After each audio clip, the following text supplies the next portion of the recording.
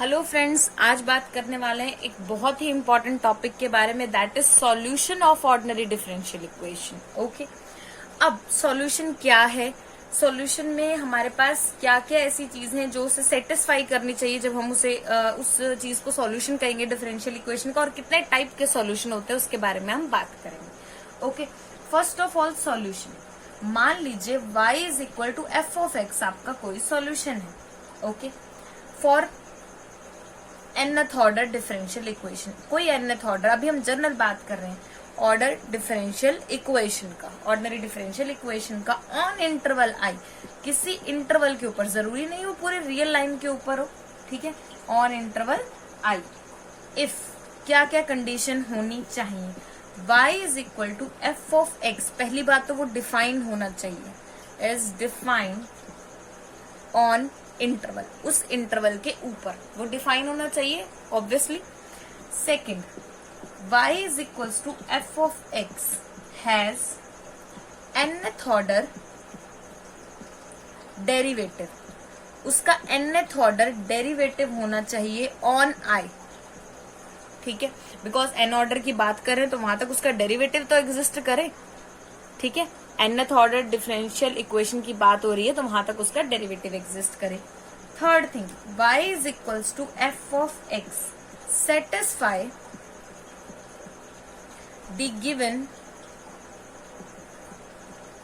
Ordinary differential equation of nth order. जो भी आपकी इक्वेशन है, जब मैं उसमें y की जगह एफ ऑफ एक्स को पुट करूं तो वो उसे सेटिस्फाई करना चाहिए।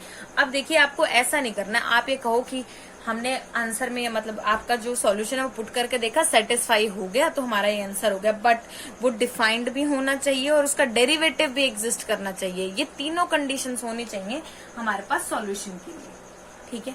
इसके बाद हम बात करते हैं आपके टाइप्स ऑफ सॉल्यूशन के बारे में कि कितने टाइप्स हैं हमारे पास, ठीक है। Types of solution, first one is general solution, second one is particular solution, okay, and third one is singular solution. ये हमारे पास सॉल्यूशन है, इसके बारे में हम बात करेंगे। अब जनरल सॉल्यूशन में हमारे पास क्या होता है? जितने उसके पास आर्बिट्ररी कांस्टेंट है as the order of given ordinary differential equation, यानी कि जितने कांस्टेंट है उतना ही ऑर्डर होना चाहिए। आप समझ रहे हैं इस चीज को? मैं आपको प्रॉपर डेफिनेशन से ये चीज क्लियर करती हूँ। हमने बात की जनरल सॉल्यूशन की, आपको कैसे पता चलेगा कि ये जनरल सॉल्यूशन है? इफ इट कंटेन्स, आप नोट करना चाहे नोट कर सकते हैं, it contains as many arbitrary constants as the order of given ordinary differential equation. अब एग्जाम्पल से भी इस चीज को बिल्कुल क्लियर कर लेते हैं, जैसे कि y is equals to a by X plus B, ठीक है, ये आपकी कोई ऑर्डिनरी डिफरेंशियल इक्वेशन है। इसका general it is the general solution, sorry, ये आपका सॉल्यूशन है, is general solution of y double dash 2 बाय एक्स y डैश इक्वल्स टू 0, यानी कि ऑर्डर यहाँ कितना है? 2, और कांस्टेंट कितने हैं? 2। That is the general solution. ये हमारे पास क्या है? जनरल सॉल्यूशन है।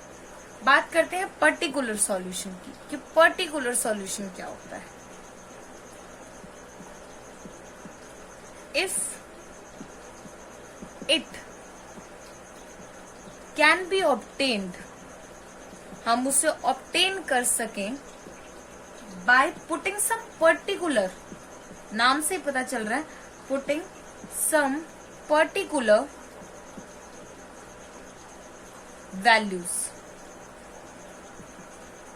टू दी आर्बिट्ररी कांस्टेंट, ठीक है, आपने क्या करना है, उन कांस्टेंट की कोई स्पेसिफिक वैल्यू, कई बार आपको कंडीशन गिवन होती है, आप निकालते हैं, ठीक है, और फिर उसे पुट कर देते हैं, आर्बिट्ररी कांस्टेंट्स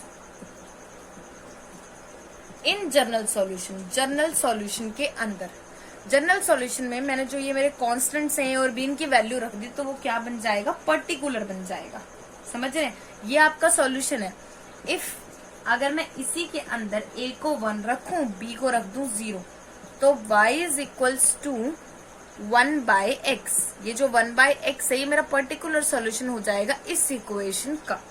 ये चीज समझ रहे हैं आप, मैंने इसके अंदर x की वैल्यू नहीं रखी है, मैंने किसकी वैल्यू रखी है, कांस्टेंट्स की वैल्यू रखी है, ठीक है।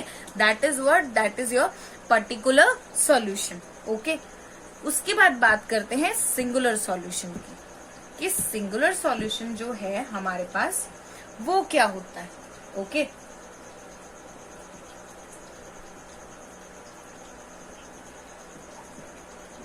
ठीक है, सिंगुलर सॉल्यूशन ये हमारे पास क्या होता है, इट इज द एनवलप। आप एनवलप का मीनिंग समझ रहे हैं, it means it is a cover. Okay, envelope of general solution. General solution का ही ये एनवलप होता है। पर्टिकुलर सॉल्यूशन में एक वैल्यू पुट करी, यहां पर ये हमारे पास कंप्लीट एनवलप है। एग्जांपल देती हूँ, y is equal to cx plus 1/c। अब ये है मेरे पास, it is the general solution, ये जनरल सॉल्यूशन है और इक्वेशन है xy dash square minus y dash plus 1 equals to 0। आप इसे चेक करना चाहें, चेक कर सकते हैं, ठीक है। So here it is an envelope, ठीक है। अब मैं निकालती हूँ y square is equals to 4x। It is the singular solution.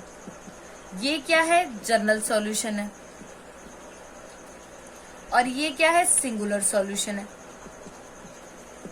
Okay, मैंने y स्क्वायर निकाला इज इक्वल्स टू 4x। अब ये जो 4x आप देख रहे हैं, इक्वेशन किस चीज की है, ये है हमारे पास पैराबोला की इक्वेशन। और ये जो पैराबोला है, ये हमारे पास टेंजेंट होता है इसके, ठीक है। ये चीज क्लियर कर लीजिए। अगर कोई इक्वेशन इस फॉर्म की है, mx प्लस a/m, ठीक है, इट मीन्स इसके साथ मुझे टेंजेंट मिलेगा जो कि फॉर्म होगा y square is equal to 4ax। ये लाइन इसके ऊपर टेंजेंट जो है वो क्लियर कर देगी, ठीक है। सिमिलरली यहाँ पे है y is equal to cx plus 1/c, और इसके लिए जो टेंजेंट का काम करेगा वो होगा हमारे पास y square is equal to 4x, ठीक है। तो ये हमारे पास क्या हो जाएगा, सिंगुलर सॉल्यूशन। तो इस तरीके से हमारे पास ऑर्डिनरी डिफरेंशियल इक्वेशन के 3 सॉल्यूशन होते हैं, जो कि क्या करते हैं, डिफरेंट कंडीशंस में जनरल सॉल्यूशन से ही निकलते हैं। Okay, in the next video we will talk about one more important topic. Thank you so much.